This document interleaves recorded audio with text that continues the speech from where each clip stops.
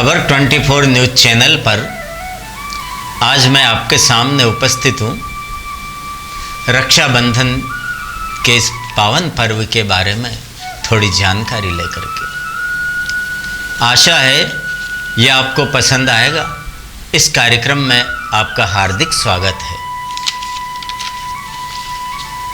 श्रावण शुक्ल पक्ष पूर्णिमा, इस पूर्णिमा का दिन रक्षाबंधन के त्योहार के नाम से जाना जाता है। यह दिन बड़ा पावन दिन है, पवित्र दिन है।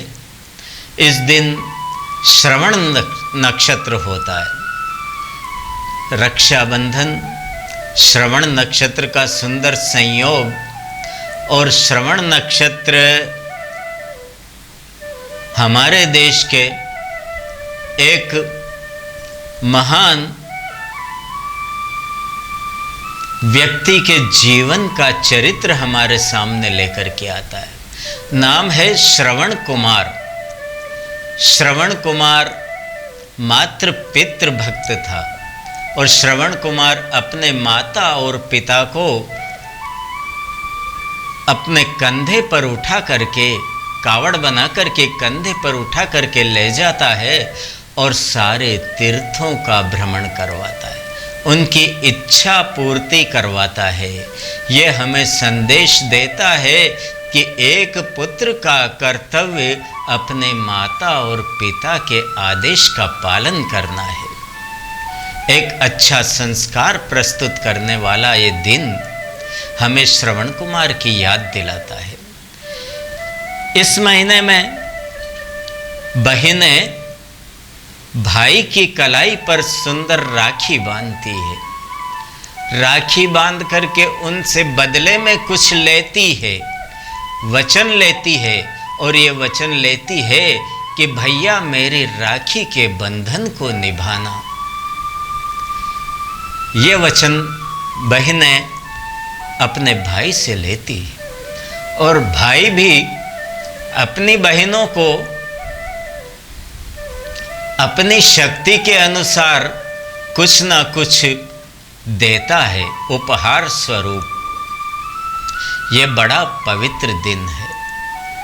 इस त्योहार को मनाने की परंपरा कहाँ से शुरू हुई, ये एक शोध का विषय है। जैसा अमृत मंथन के बारे में है कि अमृत मंथन के बाद में भगवान शंकर ने जहर पिया।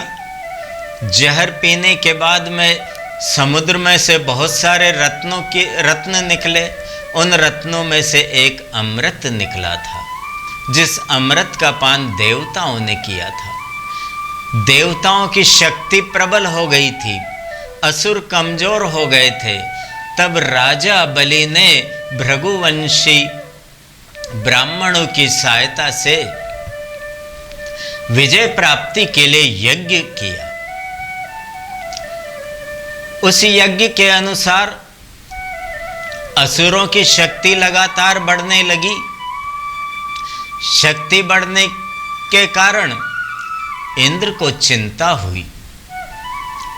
इंद्र विचार करने लगा, बलि यदि आगे बढ़ जाता है तो ये मेरा राज्य छीन लेगा। तब इंद्र ने भगवान विष्णु की प्रार्थना करी, उनसे सहायता मांगी और भगवान विष्णु ने वामन अवतार धारण किया। वामन उसे कहा जाता है जिसका कद छोटा हो। 52 अंगुल के बराबर कद वाला व्यक्ति वामन कहलाता है। वामन रूप धारण करके भगवान विष्णु राजा बलि के यहाँ पर पहुँचे। उस समय बलि यज्ञशाला में बैठा हुआ था। वामन भगवान के सुंदर रूप को देख करके वो मोहित हो गया। वामन भगवान का स्वागत किया, उन्हें अपने उचित आसन पर बिठा दिया। आसन पर बिठाने के बाद में उनकी पूजा करी, उनके चरण धोए गए।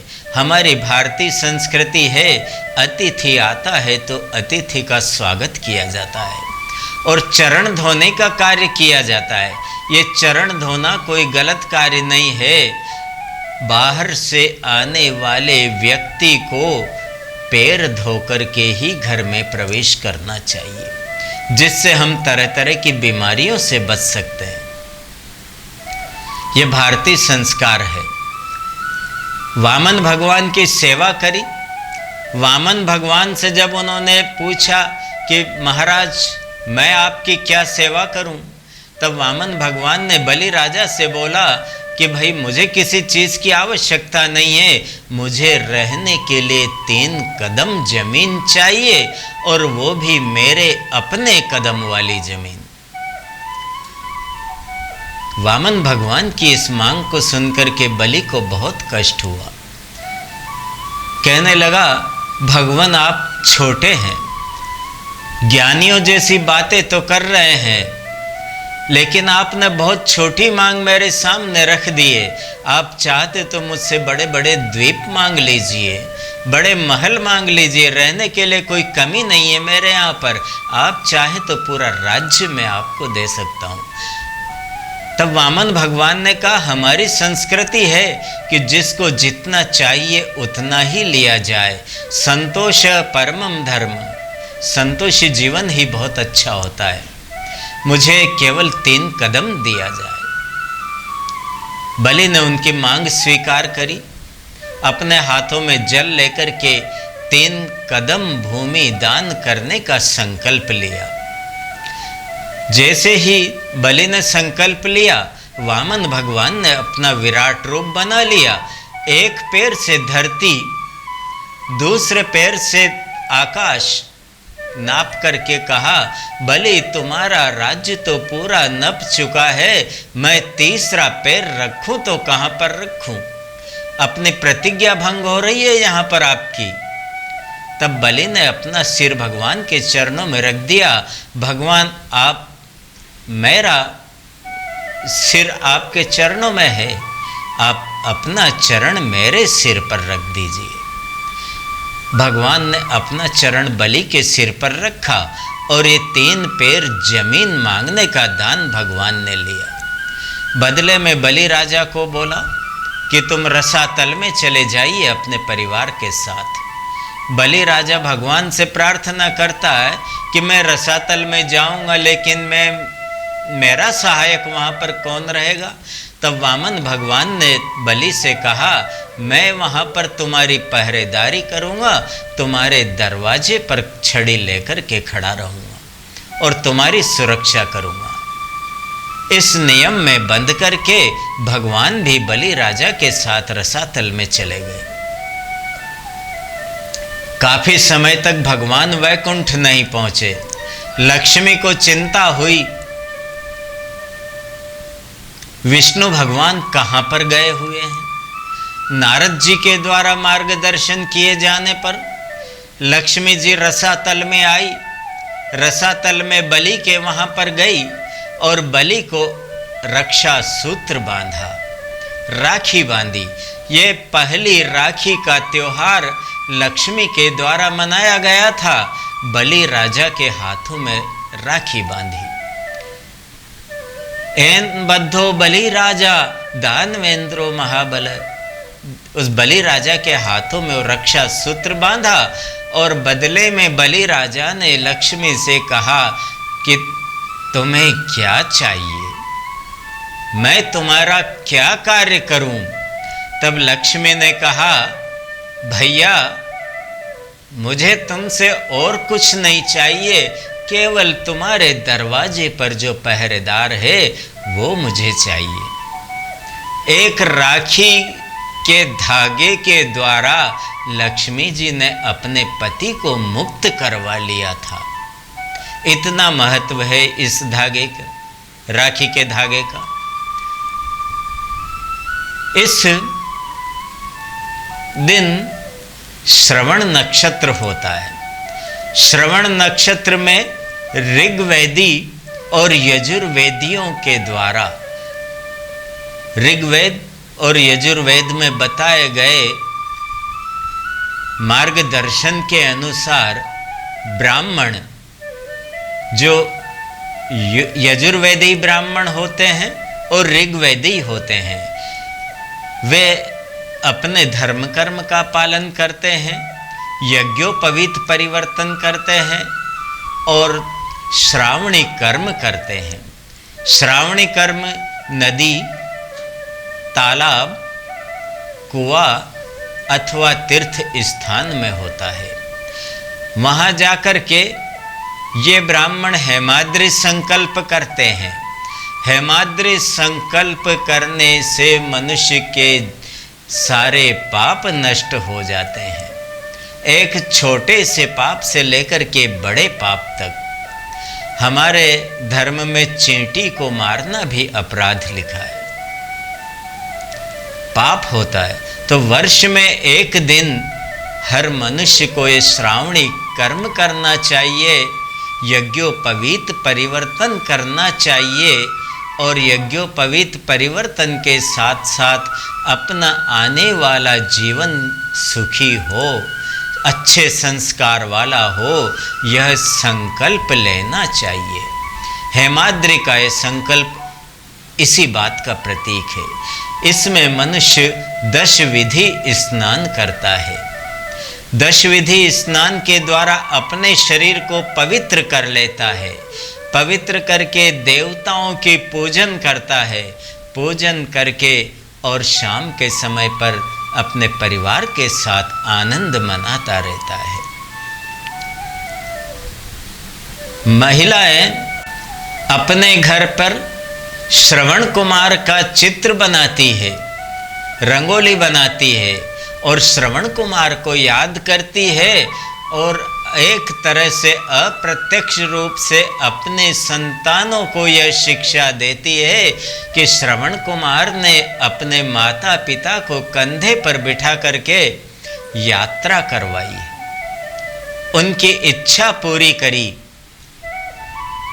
तुम्हें भी श्रवण कुमार के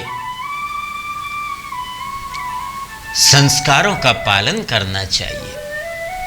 श्रवण नक्षत्र में श्रवण कुमार का चित्र बना करके उसकी पूजा की जाती है, राखी चढ़ाई जाती है। इस पर्व में राखी बांधने का कार्य तो होता है, लेकिन हमारी संस्कृति ऐसी है, मकान के दरवाजे पर राखी बांधी जाती है और मकान के देवता से प्रार्थना की जाती है हमारी सुरक्षा करना।